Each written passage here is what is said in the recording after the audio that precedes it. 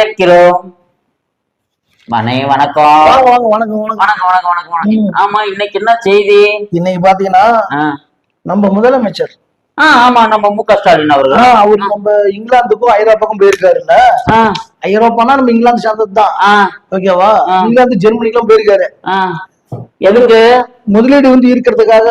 முதலீடு அங்கிருந்து கொண்டு வராரு. ஆமா, அவங்களுக்கு ஒரு குழு இருக்கு.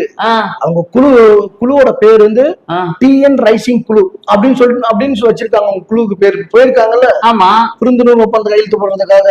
ஆமா, பல்வேறு தொழில் நிறுவனங்களோட புரிந்துணர்வு கையெழுத்து போறதுக்கு அந்த குழுவோட பேரு டிஎன் ரைசிங் குழு. டிஎன் ரைசிங் குழு. ஆமா. அந்த பேருக்கு அர்த்தம் ஏதாவது யாராவது சொன்னாங்களா? எதுக்குன்னா டிஎன்னா தமிழ்நாடு. தமிழ்நாடு வளர்ச்சி பாதை கொண்டு போற குழுவா அவங்க. சரி.